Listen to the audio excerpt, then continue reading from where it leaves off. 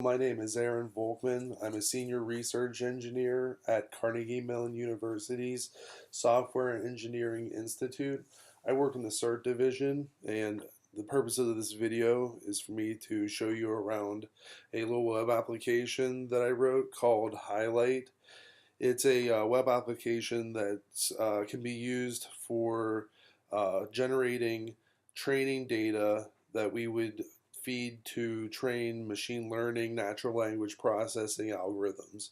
What this application does in a nutshell is we can upload a collection of Word, PDF, or HTML documents. They get converted to HTML, and this gives a user interface so that multiple users can log in and highlight excerpts of text found in documents, tag them with some sort of classification which we can configure, and we can extract the data that's stored in the back end. All this data is stored in a MongoDB right now.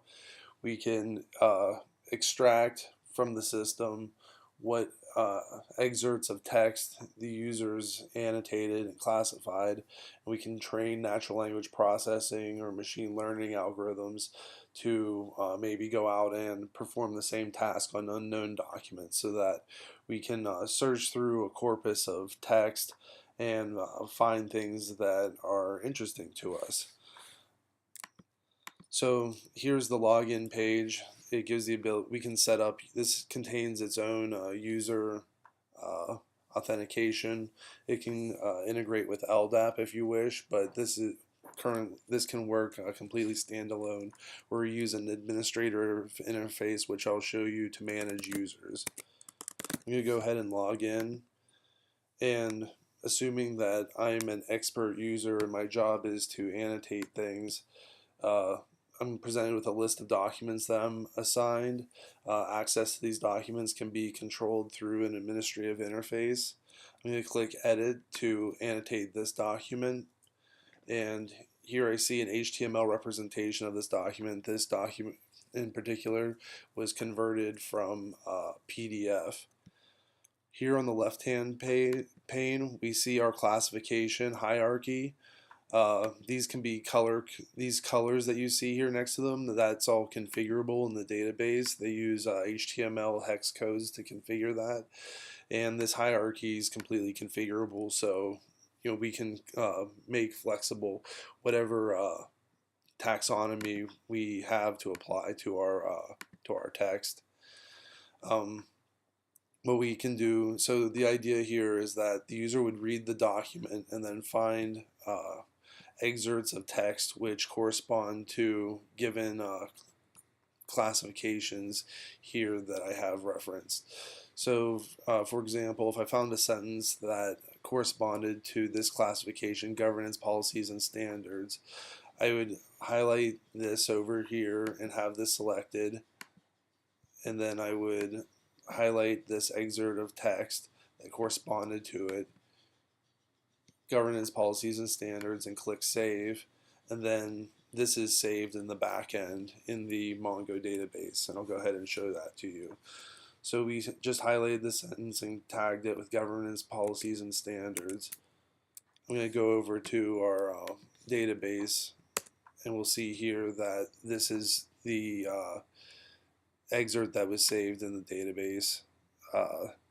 It starts over here with the quote. It gives the quote, the offset, the location within the document, what user tagged it, along with a date time indicating that. So what we can do then is say, this excerpt of text corresponds to this. We also have the original document stored in JSON format. Just to show the color coding, this is configurable how it shows up in the document. So I can highlight a sentence here, a little excerpt right here, and tag it with the other classification. Hit save, and we see that it's saved in the red color, so that if a user is going back through and reading these things, we can also color code the different classifications. So just to show the so that covers performing highlighting of text. In the administrative section, we have the ability to manage our users. So I can go ahead and edit my users here. We have an edit field, first name, last name. We can change the password here. We can create new users and basically manage all of our user functions here. Here in the document view is where we can create new documents with this interface or edit or delete existing documents. This text field is the HTML representation of the document. And we can also here define what users are able to see this document, and this is the mechanism that we would use to assign certain documents to certain users. And here is where we manage our taxonomy. So this taxonomy is stored as a JSON document, and what I would do is take this out of here and edit it in my favorite text editor, and change the taxonomy here. And this is also where we control the colors. We can assign the things in a taxonomy. It's hierarchical. It's a tree structure, so we can have main categories and then subcategories. We can also configure a unique key, which is this node ID, and also a display name, which makes with the name that shows up in the UI to present to the users. To add a new document, this is all driven by RESTful endpoints. So to upload a new document, I'm going to do it with a curl command. In the future, we're going to add a web-based UI, but right now we use a RESTful endpoint. Here you can see a curl command that would upload a new file attachment in PDF format to our RESTful endpoint here, exposed /API documents upload. I'm going to go ahead and run that curl command. So this would be an interface called by an external program that's submitting new documents that are found programmatically on the back end. But we also have the ability for a user to go in this admin interface and create new documents here with this create button.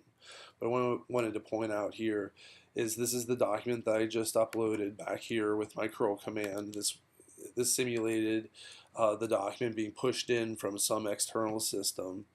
And here we have the test, and the contents of that PDF are here in the text field converted into HTML so that it can be displayed by the user. I'm going to go ahead and go back out and actually once this loads, I'm going to assign the document to my errand user and then go back out to the my user's document list to show that this is there. So if I wanted to give me the ability to see this document in my document list so I can go and annotate it, I would add my name right here, my user, and hit save. And then I'm going to go back out to my document list. And here we see the document that I just uploaded. I can go ahead and click edit, and then I'm presented with the document rendered in HTML along with my palette over here of different classifications so that I can read through this document and assign classifications to excerpts of text within the document. So I just assign budget to this excerpt right here. And I can go back over to my MongoDB and we see this is just a query to find everything. And here's the excerpt that I just highlighted. Global Hawk is a family of high altitude, actually corresponding to this other quote down here. Unanticipated design, engineering, and manufacturing. So there we have it. This is very we built this tool because we couldn't find any tool that matched our need to have ease of use for the users, easy to distribute, and easy to install and maintain because it's a web application.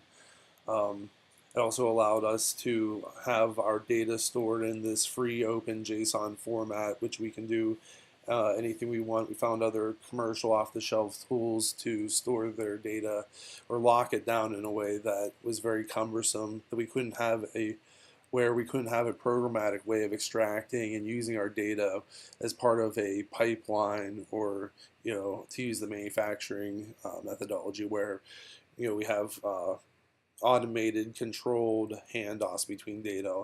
Commercial off-the-shelf tools required some sort of manual process that was very time-consuming, unreliable, and error-prone. Where this fulfills our need and serves to fill a gap in uh, developing applications that have machine learning aspects, because the really challenging part is validating data and generating enough training data to create these algorithms. Well, thank you very much. Again, this is Aaron Volkman from the SEI showing the highlight tool. Thank you.